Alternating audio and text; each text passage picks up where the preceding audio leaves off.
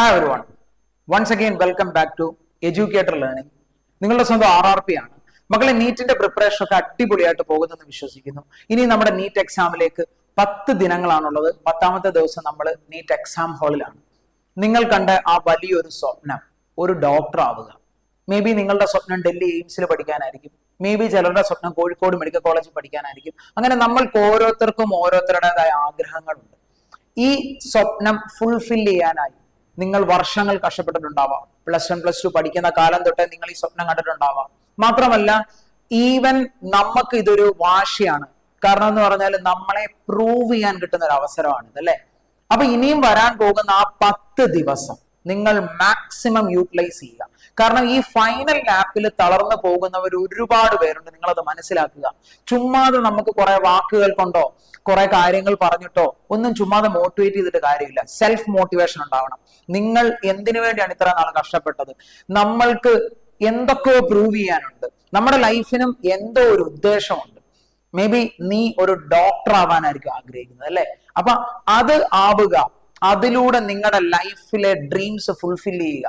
After all, ഒരു ഡോക്ടറിന് ഈ നാടിന് ചെയ്യാൻ പറ്റുന്ന ഒരുപാട് കാര്യങ്ങളുണ്ട്. ഇപ്പൊ ആസ് എ ടീച്ചർ ഒരുപാട് വിദ്യാർത്ഥികളെ പഠിപ്പിക്കാൻ ആഗ്രഹിക്കുന്നത് പോലെ ഒരുപാട് പേരുടെ കരിയറിൽ എന്തെങ്കിലും ഒരു ചേഞ്ച് കൊണ്ടുവരാൻ ഞാൻ കാണുന്ന എന്റെ സ്വപ്നം പോലെ ഇൻ ഫ്യൂച്ചറിൽ ഒരുപാട് ആൾക്കാരുടെ ലൈഫിൽ വളരെ കൃത്യമായ വളരെ വലിയ തീരുമാനങ്ങൾ എടുക്കേണ്ടവരാണ് നിങ്ങൾ. അപ്പൊ അതിലേക്ക് എത്താനുള്ള അവസാനത്തെ 10 ദിവസമാണിത്.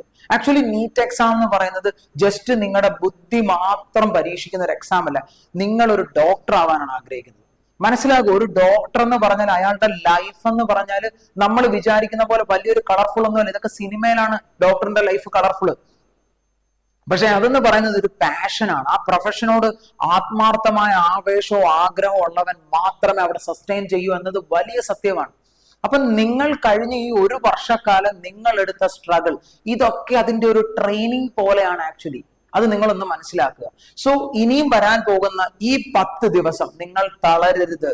കോൺഫിഡൻസോടെ ഇരുന്ന് ഇനിയും വരുന്ന മാക്സിമം സമയം എങ്ങനെ യൂട്ടിലൈസ് ചെയ്യാം, അതിനൊരു പ്രോപ്പർ പ്ലാനുമായിട്ടാണ് ഞാൻ നിങ്ങളുടെ മുമ്പിൽ എത്തിയിരിക്കുന്നത്. ഇതിനു മുമ്പ് പഠിച്ചിറങ്ങിയ ടോപ്പേഴ്സ് ആയിട്ടുള്ള എയിംസിലും അടിപൊളി മെഡിക്കൽ കോളേജുകളിലും ഒക്കെ പഠിക്കുന്ന എന്റെ സ്റ്റുഡൻസുമായിട്ട് ഡിസ്കസ് ചെയ്ത് ഞാൻ പല വീഡിയോസ് ചെയ്യുന്നതിന് മുമ്പ് ഞാൻ അവരുടെ സജഷൻസ് കൂടി നോക്കാറുണ്ട്. അവരെന്താണ് ഇതിനു മുമ്പ് ചെയ്തത്, ഈ അവസാന ദിവസങ്ങളിൽ അവരെങ്ങനെയാണ് അവരുടെ സ്റ്റഡി പ്ലാൻ കൊണ്ടുപോയിക്കൊണ്ടിരുന്നത്, ഇതൊക്കെ അറിഞ്ഞ് കേട്ട് മനസ്സിലാക്കിയിട്ടാണ് ഞാൻ നിങ്ങളോട് ഡിസ്കസ് ചെയ്യാൻ പോകുന്നത്. സോ ഇനിയും വരുന്ന ദിവസം എങ്ങനെ നമുക്ക് മാക്സിമം യൂട്ടിലൈസ് ചെയ്യാമെന്ന് പ്രോപ്പർ ആയിട്ടൊന്ന് നോക്കി വെച്ച് വരാം. സോ മക്കളെ, എല്ലാവരും ഒന്ന് ശ്രദ്ധിച്ചിരിക്കുക. നിങ്ങൾ നോക്കിക്കേ, ഒരു കാരണവശാലും ഇനിയും വരാൻ പോകുന്ന 10 ദിവസം ഒരു കാരണവശാലും നിങ്ങൾ ചെയ്യാൻ പാടില്ലാത്ത കുറച്ച് കാര്യങ്ങളുണ്ട്. അത് ഞാൻ ഇവിടെ ലിസ്റ്റ് ഔട്ട് ചെയ്തിട്ടുണ്ട്. ദയവ് ചെയ്ത് അതൊന്ന് ശ്രദ്ധിക്കുക. ഒന്ന്, ഒരു കാരണവശാലും പുതിയൊരു ടോപ്പിക്കോ പുതിയൊരു ചാപ്റ്ററോ നിങ്ങൾ പഠിക്കരുത്.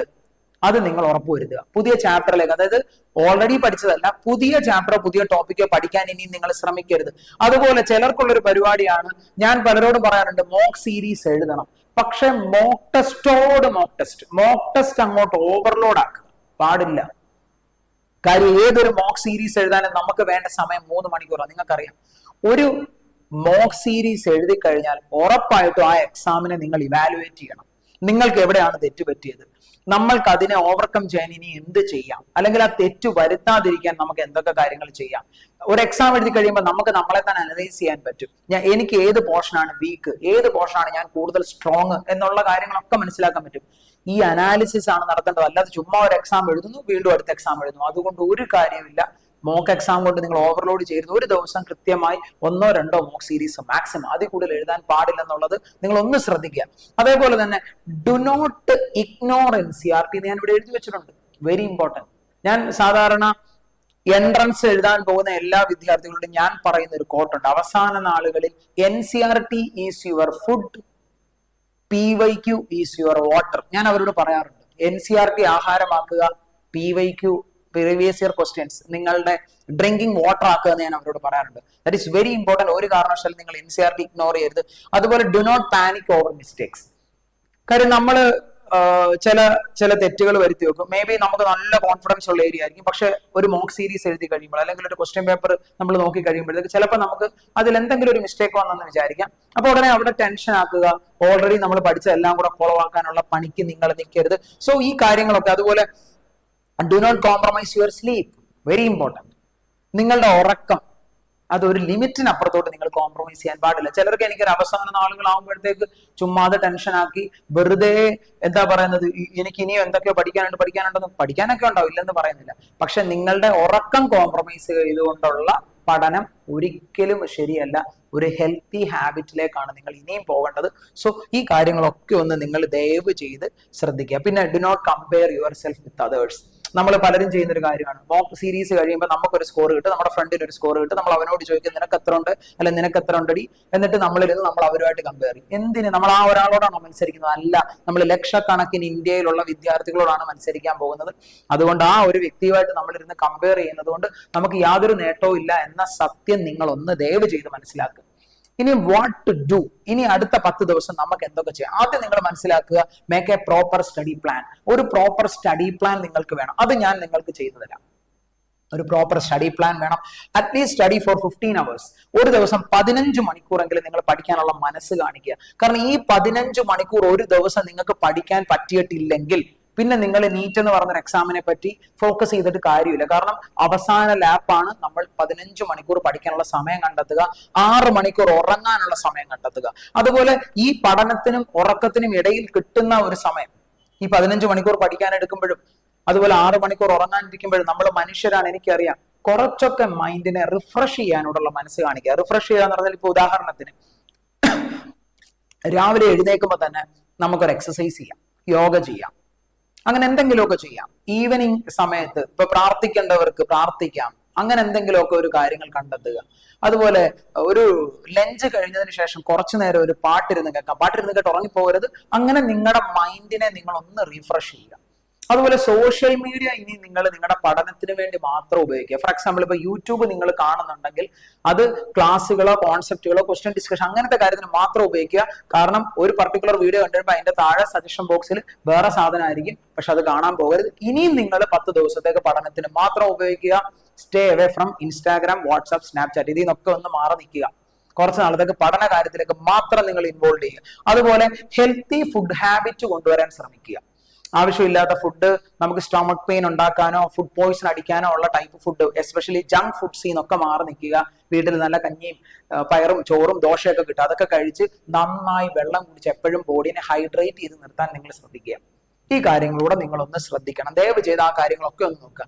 അടുത്ത നിങ്ങൾക്ക് ഇനിയും വേണ്ട ടൂൾ കിറ്റ് ഒന്ന് NCERT ആണ് ഓബ്വിയസ്ലി. അതുപോലെ നിങ്ങൾ ഓൾറെഡി പ്രിപ്പയർ ചെയ്ത short note, formula books, PYQ, mock series, ഇത്തരം കാര്യങ്ങളിലൂടെയാണ് നമ്മൾ കടക്കാൻ പോകുന്നത്. ഇതിൽ ഞാൻ 1-2 കാര്യങ്ങൾ ഒന്ന് നോട്ടീസ് ചെയ്ത് പറയാം. അതായത് ഇത് ഞാൻ നമ്മുടെ സ്റ്റുഡൻസ്, ഞാൻ ഇതിനു മുമ്പ് പഠിപ്പിച്ചിട്ടുള്ള, ഈവൻ നമ്മൾ പഠിപ്പിച്ചിട്ടുള്ള വിദ്യാർത്ഥികൾ ഡൽഹി എയിംസിലും പഠിക്കുന്നുണ്ട്, കോഴിക്കോട് മെഡിക്കൽ കോളേജിലും പഠിക്കുന്നുണ്ട്, എന്റെ നാട്ടിൽ ആലപ്പുഴ മെഡിക്കൽ കോളേജിൽ ഞാൻ പഠിപ്പിച്ച കുട്ടികളുണ്ട്. ഇതിൽ എനിക്ക് പേഴ്സണലി വളരെ അറ്റാച്ച്മെന്റ് ഉള്ള, എന്നോട് വളരെ അടുപ്പമുള്ള കുട്ടികളോട്, ടോപ്പേഴ്സിനോട് സംസാരിച്ച കാര്യമാണ് ഞാൻ നിങ്ങളോട് ഡിസ്കസ് ചെയ്യാൻ പോകുന്നത്. ശ്രദ്ധിക്കുക. ഒന്ന്, NCERT പഠിക്കണം എന്ന് പറയുന്നുണ്ടല്ലോ. ഇപ്പൊ ഫിസിക്സിലേക്ക് വരാം. ഞാനൊരു ഫിസിക്സ് അധ്യാപകനായതുകൊണ്ട് ആ കാര്യം ഞാൻ വ്യക്തമാക്കി തരാം. ആ കാര്യമല്ല, ബയോളജിയിലും കെമിസ്ട്രിയിലും ഒക്കെ നിങ്ങൾക്ക് ഇത് അപ്ലൈ ചെയ്യാൻ പറ്റും. ഒന്ന്, ഫിസിക്സിലേക്ക് വരുമ്പോൾ ഇപ്പൊ ഒരു പർട്ടിക്കുലർ ചാപ്റ്റർ എടുത്താൽ NCERT പഠിക്കാൻ പറയുമ്പോൾ ഇനി 1ാമത്തെ പോർഷൻ തൊട്ട് അവസാനത്തെ വരെ NCERT ഇരുന്ന് വായിക്കാനല്ല എന്ന സത്യം നിങ്ങൾ മനസ്സിലാക്കുക.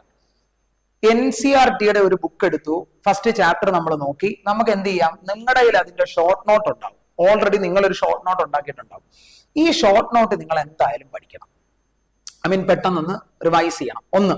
2, ഫോർമുല ബുക്സ് എന്തായാലും ഉണ്ടാവും. അതായത് അത് മേ ബി ഷോർട്ട് നോട്ടിനകത്ത് തന്നെ ആയിരിക്കും ഇക്വേഷൻസ് എഴുതി വെച്ചിട്ടുണ്ടാവും. ഈ ഇക്വേഷൻസ് എല്ലാം ഒന്ന് നോക്കി നമ്മൾ പെട്ടെന്നൊന്ന് റീഡ് ചെയ്ത് വിടണം.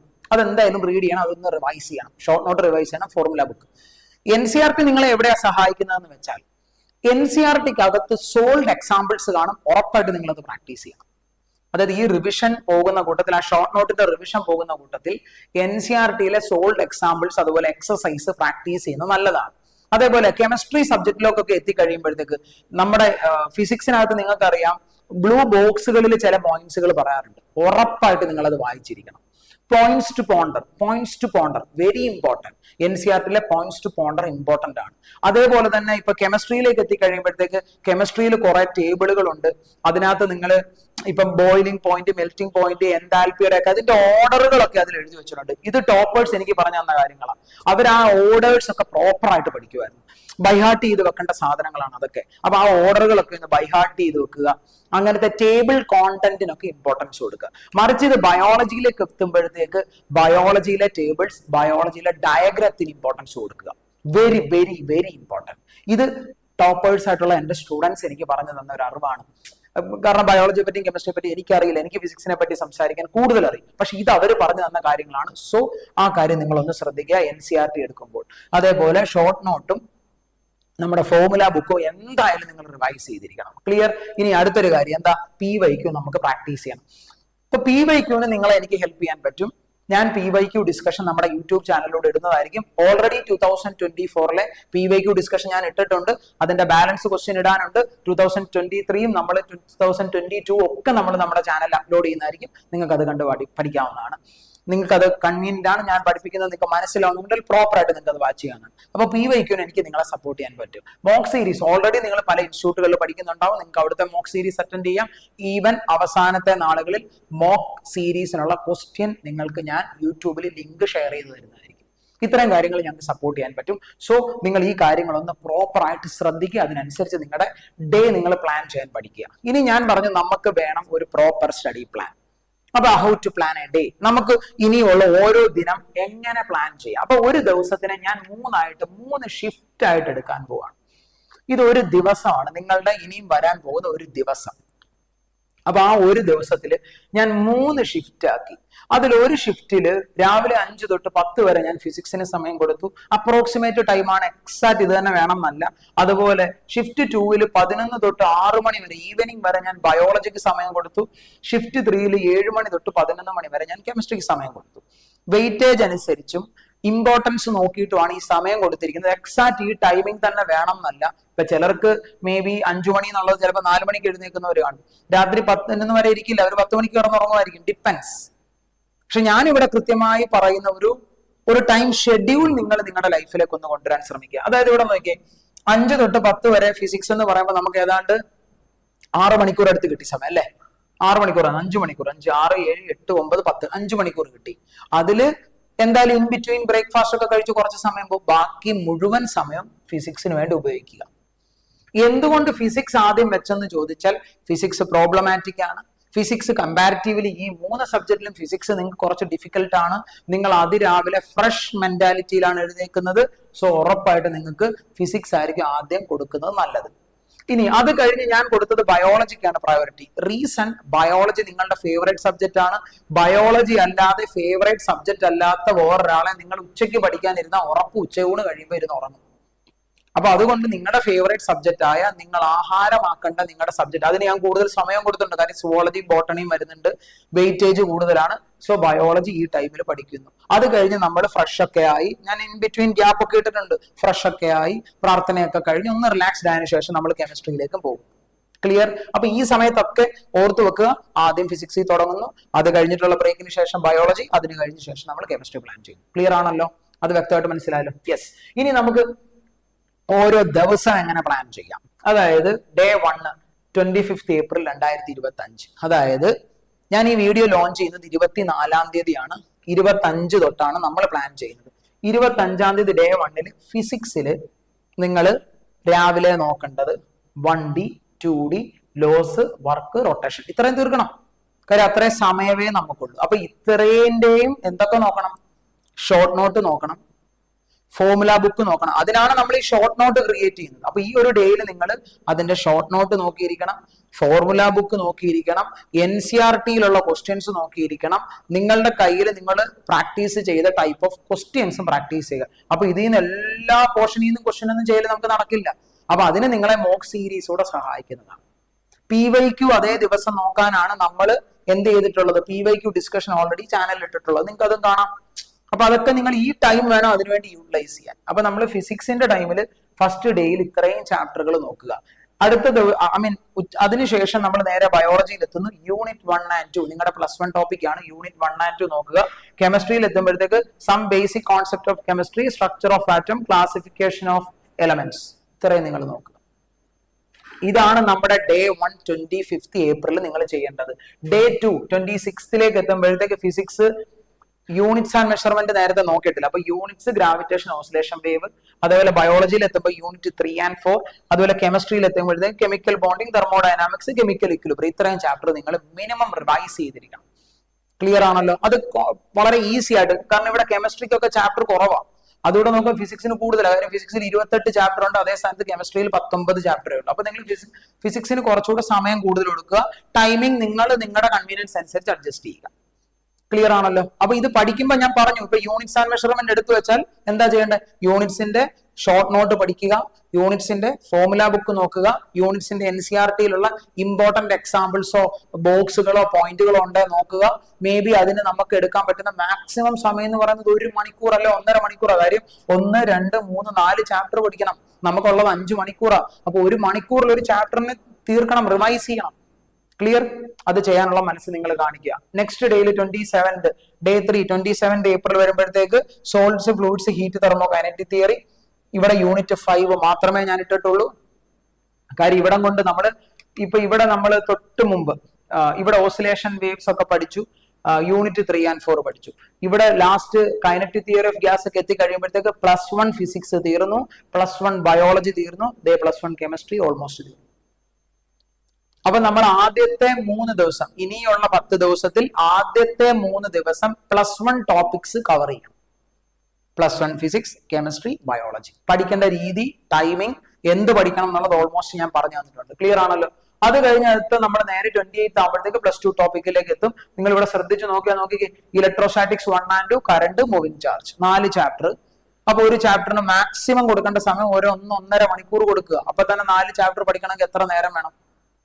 6 മണിക്കൂർ സമയം വേണം. അപ്പൊ നമ്മൾ അതിന് അങ്ങനെ അനുസരിച്ച് യൂട്ടിലൈസ് ചെയ്യണം. അപ്പൊ അവിടെ കെമിസ്ട്രിയിൽ ചിലപ്പോൾ കുറയ്ക്കും, അല്ലെങ്കിൽ ഇവിടെ ഓരോ മണിക്കൂർ വെച്ച് ഓരോ ചാപ്റ്റർ പഠിക്കുക. പഠിക്കേണ്ടത് എന്താണെന്ന് ഞാൻ ഓൾറെഡി പറഞ്ഞു. ഷോർട്ട് നോട്ട്, ഫോർമുല ബുക്ക്, NCERT-യിലുള്ള ഇമ്പോർട്ടന്റ് പോയിന്റ്സുകൾ നോക്കുക, അതിലെ സോൾഡ് എക്സാമ്പിൾസ് നോക്കുക. ഉറപ്പായിട്ടും നിങ്ങൾക്ക് നോക്കാം, കാരണം അപ്പോഴത്തേക്ക് ആ ചാപ്റ്ററിന്റെ പ്രോപ്പർ ഐഡിയ കിട്ടും. ഓൾറെഡി നിങ്ങൾ എല്ലാം പ്രാക്ടീസ് ചെയ്തവരാണ്, പക്ഷെ ഈ ഓർഡറിൽ പഠിച്ചു പോവുക. അതേപോലെ +2 യൂണിറ്റ് 6 and 7 നേരെ +2 എത്തി. Solution, electrochemistry, chemical kinetics, D&F capital letter ആയി പോയത് സ്മോൾ ലെറ്ററിലാണ് കേട്ടോ. അടുത്ത ദിവസം 29th എത്തി. Magnetism, EMI, AC, ray and wave. ഇവിടെ യൂണിറ്റ് 8 ഉള്ളൂ. അപ്പൊ ഇവിടെ നിങ്ങൾ നോക്കുക, 1 യൂണിറ്റേ ഉള്ളൂ. അപ്പൊ ഇവിടെ 1 യൂണിറ്റ് ഇടാനുള്ള റീസൺ, തൊട്ട് മുകളിൽ ഫിസിക്സ് കുറച്ച് കൂടുതലുണ്ട്. കാരണം എല്ലാം വലിയ ചാപ്റ്റർ. മാഗ്നറ്റിസം ഒഴിച്ച് ബാക്കി എല്ലാം അത്യാവശ്യം പഠിക്കാനുണ്ട്. റേ ഒപ്റ്റിക്സ് കുറച്ചുകൂടെ വലുതാണ്.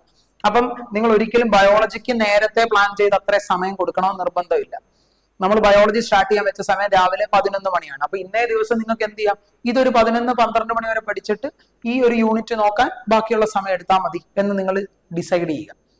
ഫൈനലി കെമിസ്ട്രിയിൽ നമുക്ക് coordination compound, haloalkanes and haloarenes, alcohol, phenol, ethers ഒക്കെ ആ ഒരു ചാപ്റ്റർ, ആ 2-3 ചാപ്റ്റർ ഉണ്ട്, അത് നിങ്ങൾ നോക്കുക. ക്ലിയർ? അടുത്ത നെക്സ്റ്റ് ഡേ 30 എത്തി. 30 ഏപ്രിൽ അല്ലെ, 29th അടുത്ത 30 ഏപ്രിൽ എത്തുന്നു. 30 ഏപ്രിൽ നമുക്ക് മോഡേൺ ഫിസിക്സിൽ modern physics, EM wave, electronics. 6ാമത്തെ ദിവസം നമ്മൾ പ്രിപ്പറേഷൻ തുടങ്ങി. ഫൈനൽ ഡേയിലെ 6ാമത്തെ ദിവസത്തിൽ എത്തുമ്പോൾ +2 ഫിസിക്സ് കഴിയുന്നു, +2 ബയോളജി കഴിയുന്നു, +2 കെമിസ്ട്രി, ബയോമോളിക്യൂൾസ് പഠിക്കുന്നതോടെ +2 കെമിസ്ട്രിയും കഴിയും. അങ്ങനെ നമ്മുടെ മുഴുവൻ പ്രിപ്പറേഷൻ, അതായത് ചാപ്റ്ററിന്റെ ഒരു റിവിഷൻ എല്ലാം ഓൾമോസ്റ്റ് നിങ്ങളുടെ റിവിഷൻ കഴിഞ്ഞു. ഈ റിവിഷൻ കഴിഞ്ഞാൽ April 30th കഴിഞ്ഞു, May 1st എത്തി. That is your exam month. ഇനി എക്സാമിലേക്ക് നമുക്ക് കഷ്ടി 3 ദിവസമാണുള്ളത്. ഈ 3 ദിവസം നമുക്ക് എന്തൊക്കെ ചെയ്യാം? ഈ 3 ദിവസത്തിൽ ഓർത്ത് നോക്കുക, May 1st, 2nd and 3rd ഈ 3 ദിവസത്തിൽ റിവൈസ് ഷോർട്ട് നോട്ട്സ്. ആ അവസാനത്തെ 3 ദിവസം നിങ്ങൾ ഓൾറെഡി ഈ കഴിഞ്ഞ 6 ദിവസം എന്ത് ഷോർട്ട് നോട്ട് ആണോ റിവൈസ് ചെയ്തത്, അപ്പൊ ആ ഷോർട്ട് നോട്ട് ഒന്ന് റിവൈസ് ചെയ്യുക. ഒരു കാര്യം ഞാൻ നിങ്ങളോട് എടുത്തു പറയാം. ഈ റിവൈസ് ചെയ്യുമ്പോൾ നമ്മൾ ഒരു നേരത്തെ തൊട്ട് മുമ്പത്തെ ദിവസങ്ങളിൽ ഷോർട്ട് നോട്ട് റിവൈസ് ചെയ്തപ്പോൾ, നിങ്ങൾ ക്വസ്റ്റ്യൻസ് പ്രാക്ടീസ് ചെയ്തപ്പോൾ നിങ്ങൾക്ക് കുറച്ച് ബുദ്ധിമുട്ട് തോന്നിയ പോർഷൻ ക്വസ്റ്റ്യൻ പ്രാക്ടീസ് ചെയ്യുമ്പോൾ എന്തെങ്കിലും ഉണ്ടെങ്കിൽ അത് നിങ്ങൾ ഓൾറെഡി അത് പഠിക്കുന്ന സമയത്ത് തന്നെ ഷോർട്ട് നോട്ടിൽ ഒന്ന് മാർക്ക് ചെയ്ത് വെക്കുക. വീണ്ടും നിങ്ങൾ May 1st, 2nd, 3rd റിവിഷനിലേക്ക് എത്തുമ്പോൾ ആ പോർഷൻ കുറച്ചുകൂടെ കാര്യമായിട്ട് നോക്കുക. മനസ്സിലായോ? അപ്പൊ അത് നമ്മൾ അതുവരെയുള്ള മുഴുവൻ ഷോർട്ട് നോട്ട് നിങ്ങൾ എന്ത് ചെയ്യണം? പിന്നെ നിങ്ങൾ മെയ് 1, 2, 3 നിങ്ങൾ ഉറപ്പായിട്ട് ഷോർട്ട് നോട്ട് വായിച്ചിരിക്കണം. അതേ ദിവസം നിങ്ങൾ ഈ മുഴുവൻ ചാപ്റ്ററുകളുടെയും സബ്ജക്റ്റുകളുടെയും നമുക്ക് പറ്റുന്ന മാക്സിമം ഫോർമുല ബുക്ക് വായിച്ചിരിക്കണം. ഉറപ്പായിട്ട് അതിന് ഇമ്പോർട്ടൻസ് കൊടുക്കുക. അതേ ദിവസം നമ്മൾ ഓൾറെഡി പ്രാക്ടീസ് ചെയ്തിട്ടുള്ളതോ നമുക്ക് കിട്ടാത്തതോ നമുക്ക് കണ്ടുപിടിക്കേണ്ടതോ നമുക്ക് മനസ്സിലാക്കേണ്ടതായിട്ടുള്ള NCERT ഏതെങ്കിലും ബോക്സോ കോൺസെപ്റ്റോ എക്സസൈസോ ഉണ്ടെങ്കിൽ ഉറപ്പായിട്ട് ചെയ്തിരിക്കണം. പക്ഷെ ഞാൻ പറഞ്ഞു, പുതിയ ടോപ്പിക്കിനോ പുതിയ ചാപ്റ്ററിനോ നിങ്ങൾ പോകരുത്. നിങ്ങൾ ഓൾറെഡി പ്രാക്ടീസ് ചെയ്ത നിങ്ങൾക്ക് അറിയാവുന്ന ഒന്നുകൂടെ റിവൈസ്, കാരണം റിവിഷൻ ഈസ് വെരി ഇമ്പോർട്ടന്റ്. പഠിച്ചത് നമ്മുടെ ബ്രെയിനകത്ത് നിൽക്കണ്ടേ, അല്ലാതെ എങ്ങനെ ഓർത്തിരിക്കുന്നത്? അപ്പൊ അത് റിവിഷന് വേണ്ടി നിങ്ങൾക്ക് NCERT വീണ്ടും നോക്കാവുന്നതാണ്. NCERT എക്സാമ്പിൾസ് ആൻഡ് എക്സസൈസ് നിങ്ങൾക്ക് നോക്കാവുന്നതാണ്. ആൻഡ് അതുപോലെ എന്ത് ചെയ്യുക, അറ്റൻഡ് മോക്ക് സീരീസ്. പക്ഷെ ഓർക്കുക, മോക്ക് സീരീസ് അറ്റൻഡ് ചെയ്യുമ്പോൾ 2 PM to 5 PM കറക്റ്റ് ഈ ടൈമിങ് തന്നെ നിങ്ങൾ ഫോക്കസ് ചെയ്യുക. കാര്യം ആ കുറച്ച് ദിവസങ്ങൾ കൊണ്ട് നമ്മുടെ ബ്രെയിനിനെ നമുക്ക് പഠിപ്പിച്ചെടുക്കാം. ഞാൻ ഈ സമയം വരെ മോക്ക് സീരീസ് ആണ് അറ്റൻഡ് ചെയ്യുന്നത്, അത് നിങ്ങൾ ശീലമാക്കി എടുക്കുക ഈ ഒരു ടൈമിങ്. പിന്നെ ഓർത്ത് വെക്കുക. ആൻഡ് ഫൈനലി എന്താ ഇവിടെ എഴുതി വെച്ചിരിക്കുന്നത്? Mock series analysis. കൃത്യമായിട്ട് അത് ചെയ്യണം. നിങ്ങളൊരു മോക്ക് സീരീസ് കഴിഞ്ഞാൽ ഒരു 3 മണിക്കൂർ മോക്ക് സീരീസ് എക്സാം എഴുതുകയാണെങ്കിൽ ഏതാണ്ട് അത്രയും സമയം തന്നെ അത് അനാലിസിസ് നടത്താനും എടുക്കണം. മോക്ക് സീരീസ് എഴുതിയതിനു ശേഷം 1 അവർ നിങ്ങൾ ഫിസിക്സ് അനാലിസിസ് കൊടുക്കുക. 1 അവർ 5 മണിക്ക് എക്സാം കഴിയുന്നു, ഒന്ന് പോയി ഫുഡ് കഴിച്ചു, ചായ കുടിച്ചു, റിലാക്സ്ഡ് ആയി, 6 o'clock ആവുമ്പോൾ വീണ്ടും പഠിക്കാനിരിക്കുക. പക്ഷെ പഠിക്കാനല്ല ഇരിക്കുന്നത്, ആദ്യം എന്താ ചെയ്യേണ്ടത്? ഇതിന്റെ മോക്ക് സീരീസ് ആണ് നിങ്ങൾ നോക്കേണ്ടത്. ആ മോക്ക് സീരീസ് അനാലിസിസ് ആണ് നടത്തേണ്ടത്. 1 മണിക്കൂർ എന്തെടുക്കുക? ഫിസിക്സിന് കൊടുക്കുക, 1 മണിക്കൂർ കെമിസ്ട്രിക്ക് കൊടുക്കുക, 1 മണിക്കൂർ സുവോളജി ആൻഡ് ബോട്ടണിക്ക് കൊടുക്കുക. അങ്ങനെ ആ 3 മണിക്കൂർ എടുത്ത് ഇത് പ്രോപ്പറായിട്ട് അനലൈസ് ചെയ്തതിന് ശേഷം മാത്രം കിടക്കാവൂ. അപ്പൊ നിങ്ങൾക്ക് ആ അനാലിസിസിലൂടെ നിങ്ങൾ വരുത്തിയ തെറ്റുകൾ, പോരായ്മകൾ മനസ്സിലാക്കാൻ പറ്റും. അത് അടുത്ത എക്സാമിന് റിപ്പീറ്റ് ചെയ്യരുത്. അങ്ങനെ നിങ്ങളെ ഫിൽട്ടർ ഔട്ട് ചെയ്ത് ഒരു പ്യുവർ ഫോമിലേക്ക് നിങ്ങളെ എത്തിക്കുക ഈ 3 ദിവസങ്ങൾ കൊണ്ട്. ക്ലിയർ? ഇത് ഇങ്ങനെ പ്രോപ്പർ ആയിട്ട് പ്ലാൻ ചെയ്യുക. മക്കളെ, ഞാൻ വീണ്ടും നിങ്ങളോട് എടുത്തെടുത്തു പറയുന്നു, നല്ല റാങ്ക് വാങ്ങിയ കുട്ടികൾ പറഞ്ഞ കാര്യമാണ്. NCERT very very important. അതിനകത്തുള്ള ബോക്സുകൾ, ടേബിൾ കോണ്ടന്റ്സ്, അതിനകത്തുള്ള ഓർഡേഴ്സ്, അങ്ങനത്തെ കാര്യങ്ങളെല്ലാം പ്രോപ്പർ ആയിട്ട് നിങ്ങളൊന്ന് പഠിക്കുക. Very very important. സോ മക്കളെ, അപ്പം ഇത്രയും കാര്യങ്ങളേ ഉള്ളൂ. നമുക്ക് ഈ ഒരുപാട് ഞാൻ ഈ വീഡിയോ വലിച്ചു നീട്ടുന്നില്ല. അപ്പൊ മക്കളെ, the day that will change your life അല്ലെ, മെയ് 4th ഡിസൈഡ് ചെയ്യാൻ പോകുന്നത്. സോ അടിപൊളിയായിട്ട് പഠിക്കുക. ഇനിയുള്ള സമയം നിങ്ങൾ മാക്സിമം യൂട്ടിലൈസ് ചെയ്യുക. നല്ല രീതിയിൽ പ്രിപ്പയർ ചെയ്യാനുള്ള മനസ്സ് കാണിക്കുക. ഇവിടെ ഇദ്ദേഹം പറഞ്ഞ കോഡ്സ് ഒക്കെ ഞാൻ ഇവിടെ കൊടുത്തിട്ടുണ്ട്, അതൊക്കെ അവിടെ നിൽക്കട്ടെ, അതൊക്കെ ഒന്ന് വായിച്ചു നോക്കുക. ഈ ബാക്ക്ഗ്രൗണ്ടിൽ കാണുന്ന കോളേജും ക്യാമ്പസും ഏതാണെന്ന് മനസ്സിലാവുന്നുണ്ടോ? അതെല്ലാവർക്കും മനസ്സിലായിട്ടുണ്ടാവും, കാരണം നിങ്ങളുടെ സ്വപ്ന കോളേജാണ് ആ ബാക്ക്ഗ്രൗണ്ടിലൊക്കെ കാണുന്നത്. സോ നിങ്ങൾക്ക് എല്ലാവർക്കും ഇങ്ങനെ ഒരു അടിപൊളി കോളേജിൽ പഠിക്കാനുള്ള ഭാഗ്യം ഉണ്ടാകട്ടെ. ഇൻ ഫ്യൂച്ചറിൽ വലിയൊരു ഡോക്ടർ ആവാനുള്ള ഭാഗ്യം നിങ്ങൾക്ക് ഉണ്ടാവട്ടെ എന്ന് പ്രാർത്ഥിച്ചുകൊണ്ട് ഞാൻ ഈ വീഡിയോ വൈൻഡപ്പ് ചെയ്യുന്നു. സോ മക്കളെ, പോസിറ്റീവ് ആയിട്ടിരിക്കുക, നല്ല കോൺഫിഡൻസോടിരിക്കുക. ഓവർ കോൺഫിഡൻസ് പാടില്ല, ഓവർ കോൺഫിഡൻസ് വേണ്ട, പക്ഷെ നല്ല കോൺഫിഡൻസോടെ ഇരിക്കുക, ഹാപ്പി ആയിട്ടിരിക്കുക. ഇനിയുള്ള സമയം മാക്സിമം യൂട്ടിലൈസ് ചെയ്യുക. പുതിയൊരു വീഡിയോയുമായിട്ടും സബ്ജക്ട് റിലേറ്റഡ് കോണ്ടന്റുമായിട്ടും നമുക്ക് ഇനിയും കണ്ടുമുട്ടാം. Thank you so much.